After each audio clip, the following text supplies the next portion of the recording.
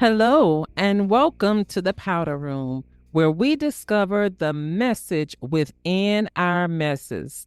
I am your host, Ivy Ashley, and in today's episode titled The Truth About Being Unequally Yoked Part 2, we'll further our discussion on this topic and get into the possible consequences of misinterpreting the term unequally yoked. However, before we get into today's discussion, I want to give a very quick recap of part one. However, if you have not listened to part one in its entirety, this will not be a substitute. So do yourself a favor, stop this recording, go back and listen to part one so that you'll have all the pieces to the puzzle. So, in part one, we defined the term unequally yoked by using 2 Corinthians 6, verses 14 and 15 as the foundation. And the very first part of verse 14 says, "And do not be unequally yoked with unbelievers." So, just with those first few words, we understand that the term unequally yoked means having a relationship, and that's any type of relationship with someone who does not believe the same thing that you believe.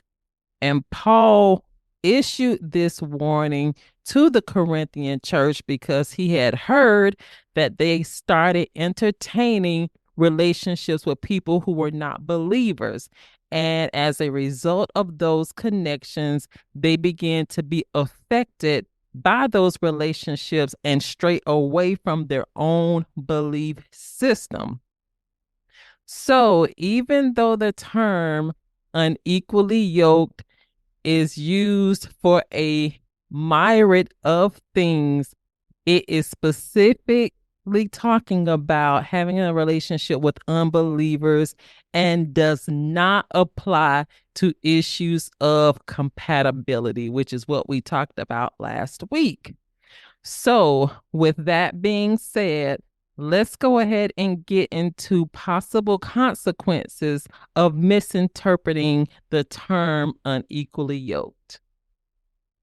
So, the first consequence of misinterpretation is ending relationships for the wrong reason. And what I mean by that is either breaking up or not being open to a potential partner over non spiritual differences and calling it unequally yoked. So, what do I mean by that? Income level differences, career goals, or even personality differences. So, income levels, and we kind of talked about this last week, where, wanting a man to make 6 figures, but you immediately discredit him because, he makes 50,000, which is, depending on where you live, pretty decent money and you can make it work. Or discrediting somebody because they don't have a college degree or they're not as ambitious as you are and calling it unequally yoked.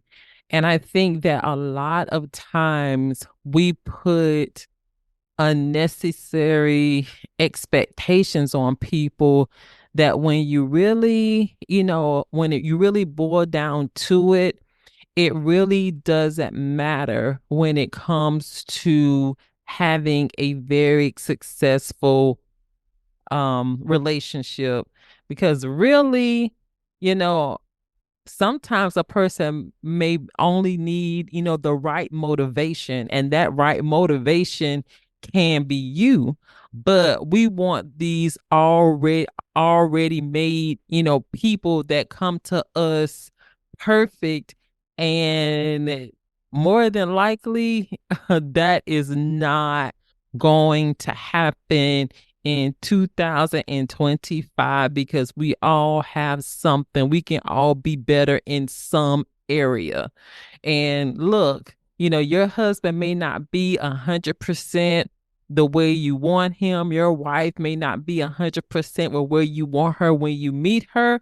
But guess what? That is why God is sending you, because there are some things that are not going to happen for him or her until they connect with you.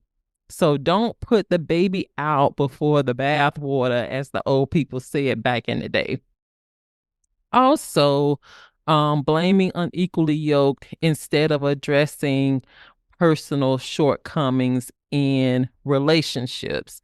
And I believe sometimes people do this as an excuse to avoid compromise, growth, and or the need for counseling. Because what I figure these days, people want a finished product without putting in any work.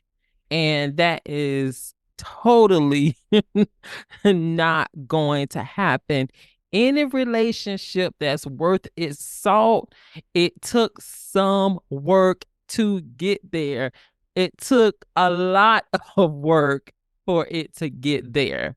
And sometimes we marvel at certain relationships that appear to have it all together, and sometimes they do, but you do not know what the process looked like for that couple to get to where they are. And sometimes we need to have some real conversations with these people who have been married 20 and 30 years plus, and if they are going to be candid, they will tell you, you may look at my marriage and, think you want a marriage like this. But if I were to share with you what I had to go to get to this point, you may, second guess that desire.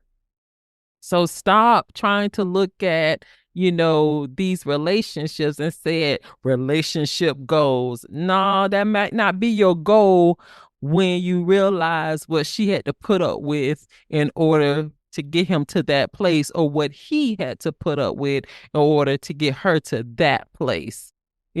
Other times when we look at some of these relationships, it's just a smoke screen. It may not be exactly what you think of. It may be just a facade. You never know. So be prepared to put a little work in. He may not look, you know, like you want him to look today. But listen, a trip to the dentist, a trip to a stylist, a trip to the treadmill can do a whole lot over time.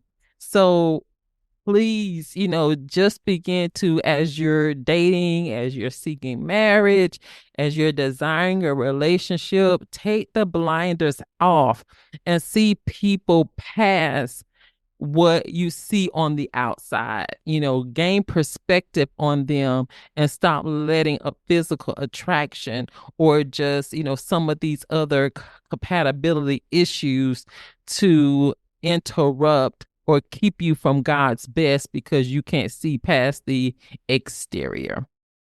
And that is extremely, extremely important. That's a lesson all of us can learn, because at this age and stage of life, I'm not going to say, you know, appearance doesn't matter, because it does matter. And I'm not going to pretend that it does not, but it is not like my primary expectation or my primary characteristic that I want in a partner is for him to be, what I consider, drop dead gorgeous.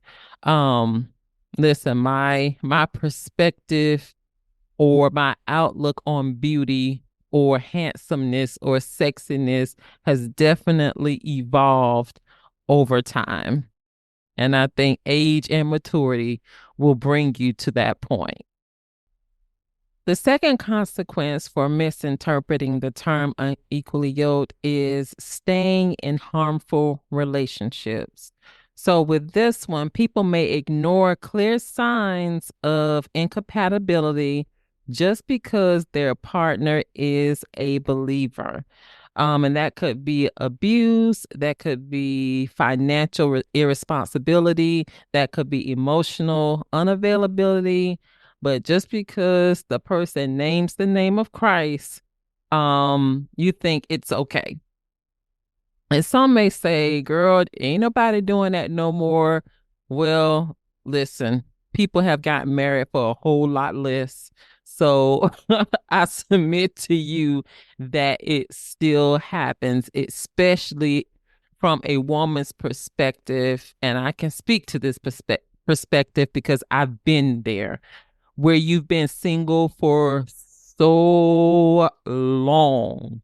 And, that length of time may be different for different people. For some people, 2 years can be too long, to be single. But I'm talking about the woman who has, in her late 30s, early 40s, you've been single 5, 10 years, and you haven't even went out on a date in that time frame. And when the right person comes across your path and says that he is saved and he believes in God and he's into the word, it can be, like flashing green lights. You think the heavens have opened up without giving thought to the compatibility piece.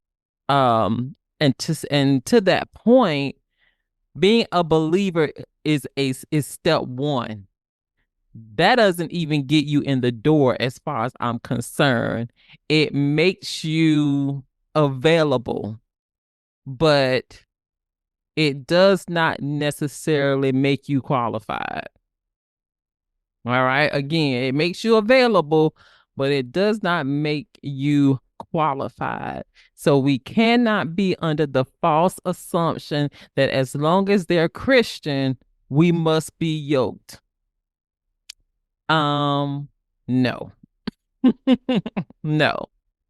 And so there was actually this young lady that I knew growing up, and we'll call her Grace. And I will say that I was probably in my preteens, and my family met her family through church, and we became extremely close. She was in her 20s, but I always kind of looked up to her. I thought she was very pretty.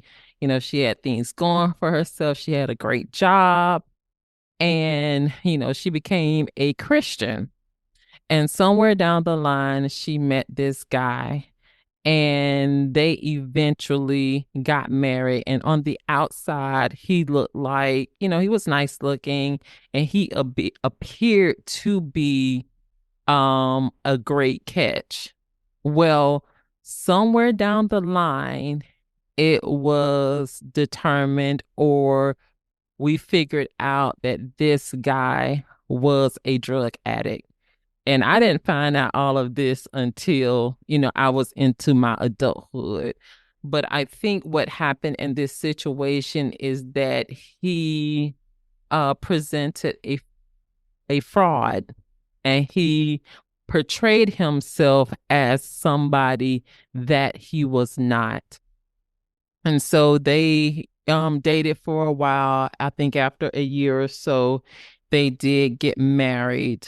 And then some years later, they had a daughter. So from all sides, it seems like they had the perfect life, and everything was going well until he um it came out that he was a drug addict, and I think he was smoking crack. It don't even matter, what he was doing. He was a drug addict. And unfortunately, at some point, he ended up giving her a um a incurable disease. And I won't, say more than that because I don't want nobody knowing who I'm talking about.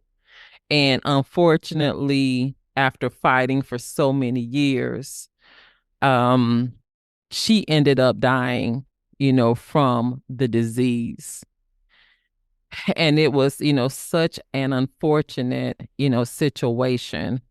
And one other thing I want to add about this whole thing is, she was at the point where she, wanted out of the marriage because just the drug abuse was just too much, for her and her family. She had children to consider, and she went to a pastor, for some counseling, and he told her to stay in the marriage.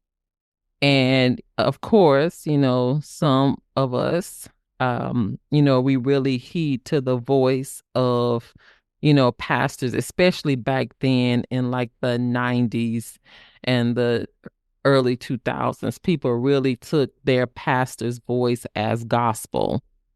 And it wasn't until after she decided to stay, in that marriage that she contracted the incurable disease. And I know many people in her family blamed that counsel for ultimately taking her life.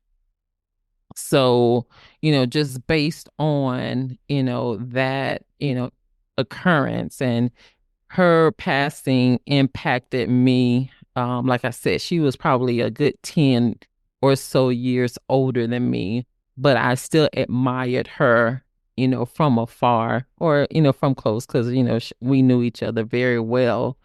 And I just hated to see, that happen to her because she was still, very young. I want to say somewhere in her 30s, maybe late 30s, early 40s when she passed away. So still a young woman, still had, plenty of life to live. And I know this happens, more often that we probably want to admit, but that is why I believe it is extremely important to assess both spiritual and practical compatibility in a relationship because, ladies and gentlemen, faith alone is not enough. So, the last consequence I have for misinterpreting unequally yoked is creating unnecessary division. And what I mean by that is judging others for marrying or dating outside of their denomination or spiritual maturity level. And you may look like, girl, nobody is doing that. I beg to differ because when it comes to church denominations, some people are like very strict about staying within their own silo and not connecting, with people, that is outside of that denomination. And I already told you last week that this is not being unequally yoked because as long as they are still Christian or believer, they are you are equally yoked. So you can be a Baptist and marry a Presbyterian. You can be a Catholic and marry somebody that's Kojic. Now, it may be some adjusting that you have to do for the type of services that you may now be attending, but it does not mean that you are unequally yoked. And we have to be careful not to allow our personal convictions to be doctrinal requirements for other people because just because you are convicted in an area doesn't mean that that's my same conviction. So I'm not going to allow your convictions to run my life. Take that somewhere else because I know and hear God for myself, and I know how to read. I have studied and shown myself approved, and so I can understand the Bible for myself, and I know the difference between what's Bible and what's your personal convictions or what's specific to your denomination. And I think when it comes to spiritual maturity level, we want, people who, you know, he got to be a prayer warrior. He got to speak in tongues, or, she got to know how to tarry, or she got to know how to, do all these different things. Why may I submit to you that there's a whole lot more to being a helpmate than finances? If I'm the prayer warrior in the family, then I can take the lead in that area and I can begin to show him how to pray. If he is not necessarily an outward worshiper, we can create a worship environment in our home. He doesn't necessarily have to be the same level that I am in when it comes to spiritual things. He may be, you know, a better scholar in the Bible than I am. So that's an area where he's strong and be an area that I am weaker in. So we, combine, our characteristics together, and we create, and find that balance between the both of us. So we have to learn that just because we have differences or we're not at the same level as a potential partner does not mean that we are unequally yoked. It does not mean that. It doesn't even mean that we're not compatible.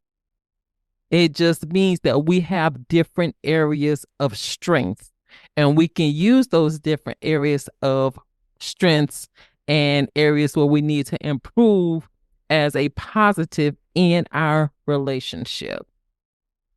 So when we label a potential connection as being unequally yoked prematurely, we could be excluding someone who could be exactly what we need. That's good stuff, y'all. That's real good stuff. So now that we've gone through and we've talked about the possible consequences of misinterpreting the term unequally yoked, how do we properly apply this concept to our daily lives? So, the first thing I believe we can do is understand the true weight of spiritual alignment and make that a non negotiable when it comes to your relationships, because the Bible tells us, how can two walk together unless they agree? So if you are not on the same page spiritually, there is absolutely no reason to go forward. So you have to first be in spiritual alignment, be on the same page as far as what you believe, who you believe in, and as far as your individual walks with the Lord or whatever religion you practice. Well, we over here, we're Christian. And then I believe once you bypass or get past that establishment, then you can focus on areas of compatibility. So with looking at compatibility, do you share the same core values about money, family, lifestyle, career goals, ambitions, conflict resolution, being able to communicate? So, are you in alignment in those areas? And if not in complete alignment, are you open to working on those areas, and possibly seeking counseling?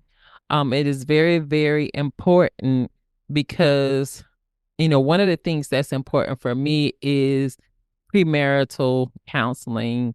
And I always, if I feel like the relationship is going to that, you know, going in that direction, or there's a possibility, it will go into that area, then I always ask, are you open to premarital counseling and counseling throughout the relationship?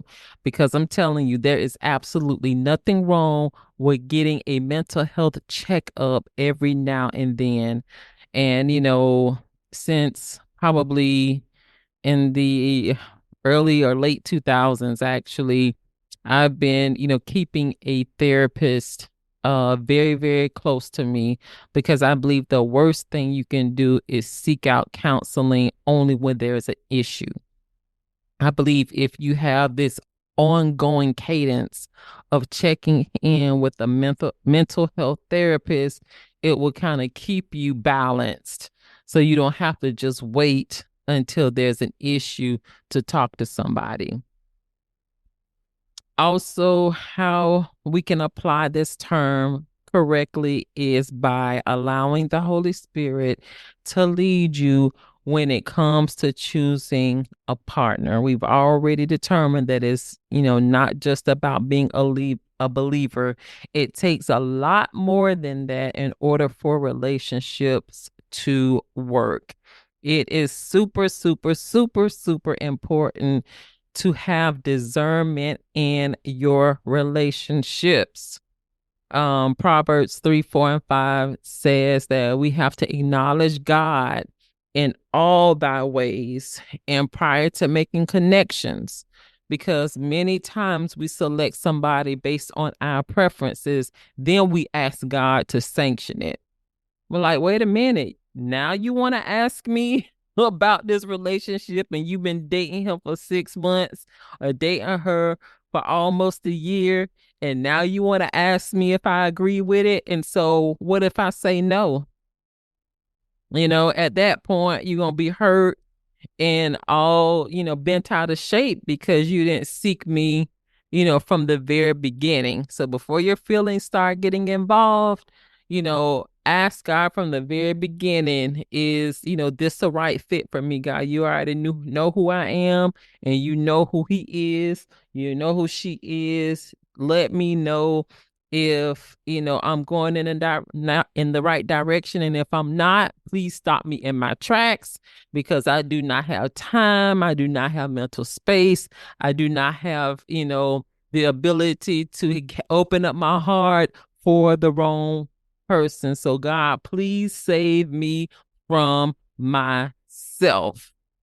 And I would tell anyone who is not sure that they have the ability to discern, I would say to you, don't choose. If you are not sure of your ability to choose wisely, don't choose. Get into your word, get into prayer, get into personal worship, seek God for yourself, strengthen your relationship, be able to get to the place where you can distinguish his voice from others and even your own, and then come back to the drawing board. But I think the worst thing you can do is try to, make any type of decision, and you're not, or especially a critical decision like this, and you're not able to discern it, or even you can seek, wise counsel. But even with seeking wise counsel, I believe you still have to have the ability to hear God for yourself, because some wise counsel may not be so wise. I'll just leave it at that. So be able to listen to God for yourself. So I want to leave you with this question for you to chew on after this episode is over. What are your top 3 deal breakers for you in a relationship, and how do they align with your values when you think about being unequally yoked versus being compatible?